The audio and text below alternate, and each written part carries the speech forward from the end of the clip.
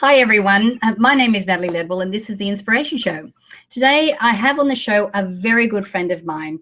We're talking about his new book called Becoming Supernatural. This book has been years in the making and I'm really excited that it's been released.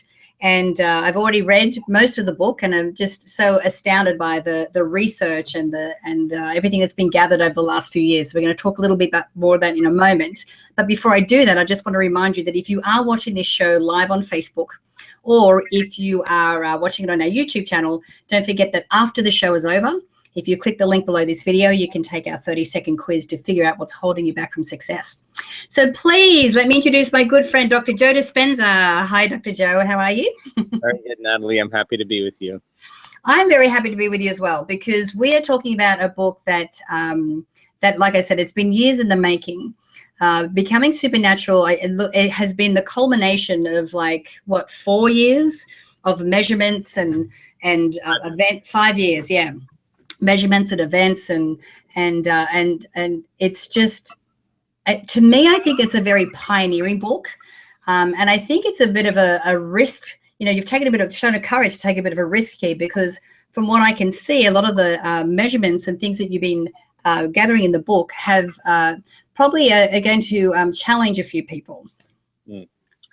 Well, look, I think that there always has to be a little bit of new information that is cutting edge, and it has to be challenging to some degree, because that's the only way that we evolve. And I think there's always chaos around truth. It's just the way it is. And a lot of the measurements that we got, if you look at them in 5 years in the making with 19 advanced workshops, you've been to all of them, in fact, you understand that when people start reaching transcendental states and have a subjective experience, my passion is to measure it objectively, and those measurements are supernatural in a lot of ways, and you won't see them in conventional understanding. So it's taking my team and I some time to be able to disseminate it and process the information to make sense of it. But gosh darn it, it's pretty exciting, and I wrote the book and it was a risk, but I think the challenge is the risk is worth the challenge, is worth the results. So I'm willing to go for it.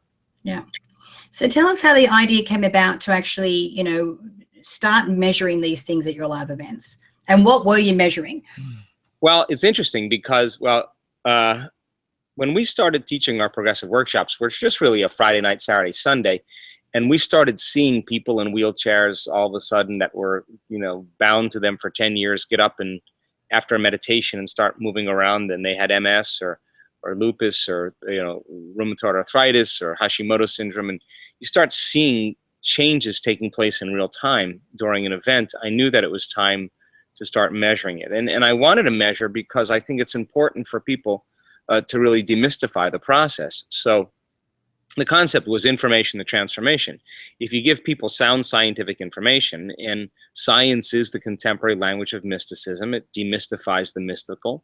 And you combine a little quantum physics with a little neuroscience, with a little neuroendocrinology, with a little mind-body psychoneuroimmunology, a little epigenetics. All of those sciences point the finger at possibility, but it's not just important to keep it in that theoretical or philosophical realm. What about the application or the demonstration or the initiation of that information? And so when people begin to understand the information, I think the next step is for them to experience it. And when you have an experience, then not only does it shape the brain neurologically, but it begins to produce very strong chemicals, and they're called emotions. And so when we start to feel the emotions of leadership, when we start to feel the emotions of freedom or compassion, now we're teaching our body chemically to understand what our mind is intellectually understood. So I think knowledge is for the mind and experience is for the body. So if we're seeing some type of changes that are taking place in real time, some type of transformation, if I could measure that transformation, now I'd have more information to teach transformation the next time. And if I could measure that transformation, I could gain even more information to teach transformation next time. And you can close the gap between knowledge and experience. And so we've done over 9,000 brain scans, pre and post measurements on our students. We've measured brains in real time during meditation. We've measured heart rate variability because it requires a coherent brain and a coherent heart to begin to produce effects in your life. And we want to train students to be able to sustain those states, not just for 5 seconds, but for an extended period of time. We've measured genetic changes. We've measured the activation or the upregulation of immune proteins that are powerful healing agents, and downregulated the genes for cortisol. We've measured telomeres. We've measured the energy in the room, energy around people's bodies, the energy centers of their bodies. We've measured neurotransmitters, oxytocin, melatonin, serotonin, and a lot of those measurements, in fact, turned out to be supernatural. And if you were to ask me, just even 3 years ago, if I was open to the idea of some of the measurements that we've been getting in the last few years, I would say probably not. And so I think I've been just as much challenged and shocked by some of the measurements we've gotten, and it's caused me to stretch outside my own personal box as well. Yeah. Well, I have been witness to a lot of those measurements that you've been collecting, and it has been absolutely astounding. You know, when we're, you know, at your live events, at your advanced events, you know, there are a lot of meditations happening, which you talk a lot about in the book.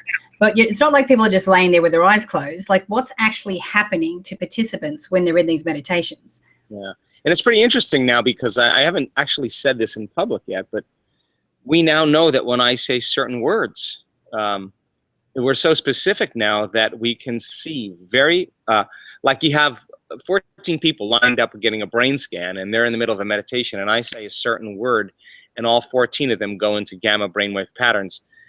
That's important to know. So we've been really getting more specific in how to induce certain states, and then how to sustain those states. And you know, when you get 750 people together or 1,500 people together, and everybody's fired up and everybody's passionate about their own experience and creating their own life, I think it becomes very infectious. And so you will see, as the days go on, more and more miraculous and supernatural changes taking place.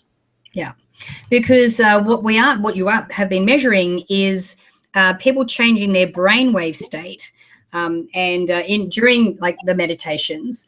And I know people are getting into theta brainwave and gamma brainwave. So what's happening when they're actually in those brainwave states? Well, let's talk about it to the application of mind movies, because there's a chapter of mind movies in the book, because we use the technology so specifically with what we do. And when you're in normal thinking awareness, and most of your attention is on your outer environment, it's on objects and people and bodies and things and places. For the most part, your brain has to integrate all that information through your senses, and it's a lot of data. So the brain's job is to create meaning or coherence between what's going on in your outer world and what's going on in your inner world. So in beta brainwave patterns, you're analyzing and you're thinking. If you throw a little stress hormones in there, and you're a little out of balance, or you're a little fearful, a little anxious, a little angry, a little frustrated, a little impatient, a little resentful, a little sad, a little depressed, your brain goes into a very high state of beta, and now you're overly analytical, and you're analyzing your life within that emotion. And in fact, we've measured that, and it makes your brain worse. As a matter of fact, if the emotion is a record of the past, then you're thinking in the past. And the solution is when you get outside of that emotional state, or get beyond yourself. So in that state where you're in beta, you tend to narrow your focus on objects, on things, on people. You're looking at the material world, and we define our reality with our senses. When you close your eyes and you begin to relax, or you begin to play soft music in the background and change your breathing, less sensory information coming to the brain changes your brain from beta brainwaves to alpha brainwaves. Now, in alpha, all of a sudden your inner world starts becoming a little bit more important than your outer world. You can still hear your outer world, but your inner world is where most of your attention is. But we've found that when people focus on nothing, when they go from a narrow focus or a convergent focus to an open focus or a divergent focus, all of a sudden they produce not only alpha brainwave patterns, but very organized and coherent alpha brainwave patterns. When you're in that high beta state, the brain's very disintegrated. Different neurological networks are competing against those brain networks are disintegrated or incoherent. So we started noticing that we were producing very, very coherent gamma alpha brainwave patterns. And then if the person lets their body fall asleep and they keep their mind awake, they fall into theta. And wow, we've had a lot of people move into coherent theta brainwave patterns. And that's kind of that hypnotic state. So if you fall asleep, you move into delta. So what we want to do is we want to catch students, first of all, train them with their eyes closed, because it's easier to do with your eyes closed because you're less distracted by your body, your environment, and even time. that we want them to be able to regulate those states and know the difference in when they're changing their brain waves and know when they're coherent and not coherent, so it becomes a skill. So then when they move into theta, then the whole purpose of meditation is to get beyond the analytical mind. And what separates the conscious mind from the subconscious mind is the analytical mind. So as you slow your brainwaves down, you move into the operating system where those automatic habits and unconscious beliefs and perceptions and emotional reactions and addictions exist. So now you can make those changes, but you can't do it in beta brainwave patterns because you're outside the operating system. So you got to get inside there. So when we do mind movies, as an example, as one of the techniques for people to create their future, we like to use a kaleidoscope to induce a certain level of trance. And when you're in trance, you're in alpha and theta brainwave patterns, and you're more suggestible to information. And suggestibility is your ability to accept, believe, and surrender to information without analyzing it. So when a person goes into trance by looking at the kaleidoscope, now they're doing it with their eyes open. And we have some great measurements of people in theta brainwave patterns, in deep alpha brainwave patterns, and they're so suggestible to information that you can drive a mind movie right into it, and that's the door's wide open. So when they go from their kaleidoscope to their mind movie, and they start watching their mind movie, now we see their brains go into a very aroused state, into a superconscious state. And the theta brainwaves act as carrier waves to produce really powerful waves called gamma brainwave patterns, where the brain is super aroused, but the arousal is not coming from a stressor in their outer world. The arousal is coming from the body raising its energy, and it moves right into the limbic brain, and then all of a sudden you see the whole brain go into gamma, and that's when the person is really living the experience, and they're wide open. The brain's recording it. So in fact, they're actually in a way remembering their future.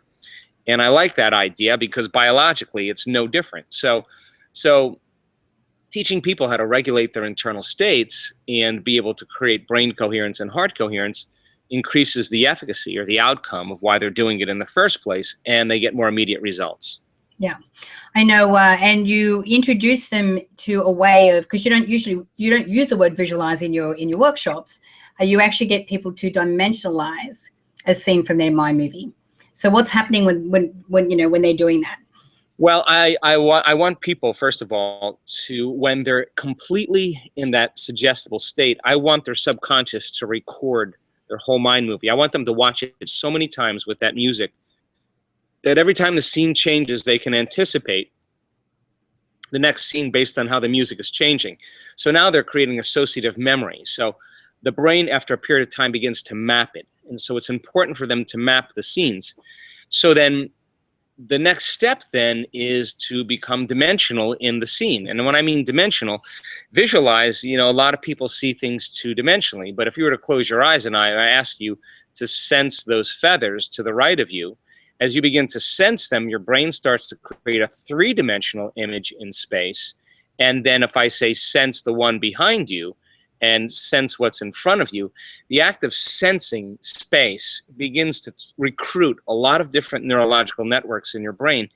And if you get enough of those neurological networks beginning to fire, sooner or later the whole brain produces an IMAX experience. And we've measured that during a dimensionalization of a mind movie many times, and all of a sudden the person will say, "Oh no, I was there. I was in the scene. I was on the back of that Vespa in the Amalfi Coast, or I could smell the cologne, or I know this. I know it's going to happen because I experienced it."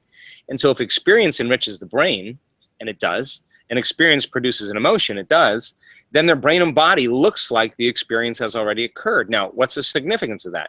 They'll tend to think neurologically within the circuits of that new experience, like, hey, my future's coming, and they'll believe it. And they'll tend to feel like it already has happened. So if you feel like your future has already happened, you're less likely to force outcomes, control outcomes, fight for outcomes, manipulate outcomes, because you feel like the emotion has already happened. So most people are waiting for something outside of them to take away the emptiness or the lack or separation inside of them. And then when they feel better, they pay attention to what caused it, and that creates a memory. But what if they're not creating anything and it doesn't happen? They spend their whole life in lack. So the person who's actually experienced the quantitative emotion where they were there and it was more real than they could ever imagine, they're not visualizing anything in this moment. They're getting a download of data. The brain is now turned on. And the residue of that emotion makes them feel like it has already happened. So they're more present in the moment. They're less doubtful. They're less worried. They're less anxious. And then when it comes, they always say the same thing. I knew it was going to happen. I knew it was going to happen. And knowing is not a bad place to be living from. Yeah. Yeah. And from what I understand, from what you teach, I mean, you're creating new neural networks. So even thoughts are in alignment with this reality that they have already sensed, they've already seen. And so when things start to show up in this reality, they recognize straight away that this is the scene or the future that they were creating.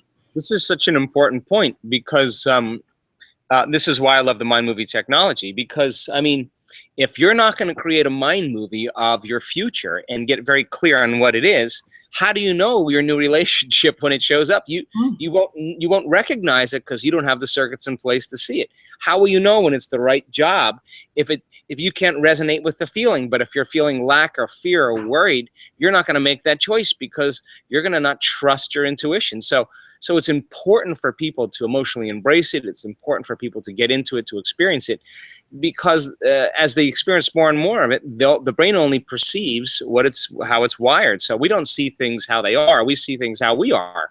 So if you're not installing the circuitry to be able to perceive it, you may walk right past it. So I love that idea because our students now, they see it and they'll say, that is it. That is it. I know it. I know it. How do you know it? Because I've dreamed it, or I know it. I've experienced it. And gosh darn it, that's a great way to describe reality, because that's pattern recognition.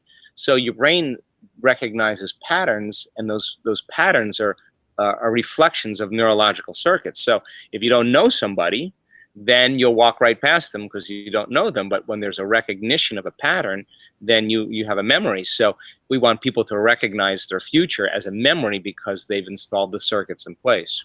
Yeah. You know, there's a couple of things I love most about this book. And the first part is how you start with some actual, like a real story, some case studies. And because, you know, we've heard so many incredible stories over the years of people who've, you know, they've manifested, or they've been able to create homes and jewelry and trips and all that kind of thing.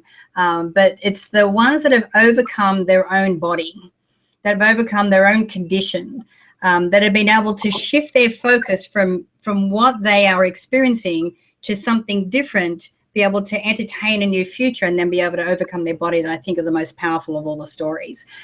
So being able to share those, and especially up front, because it means that now not only do you do that, now it's like, okay, now I'm going to scientifically explain how that works. And the gift that you have is being able to get these really complicated concepts and be able to explain them in a way that's very easy, not just to understand, to also be able to apply, you know. And I think the book is, for me, it's one of those, it's like a manual. It's, yes, this is how it's happening, because we have the scientific and logical explanation and the evidence to back it up. Now it's easy for us to apply. So I think I like that for the person, because evidence is what people need. Nobody needs talking heads anymore. Mm-hmm. Evidence speaks for itself. And when someone stands up and tells the story of how they had a serious health condition, whether it was cancer or chronic pain or some other genetic disorder that medical science had no solution for, and they tell their story, and it's not glamorous all the time, and they don't look like a movie star or a famous person. They're just an average person, and you realize, wow, this person took a certain amount of time out of their life to begin the process of transformation and change.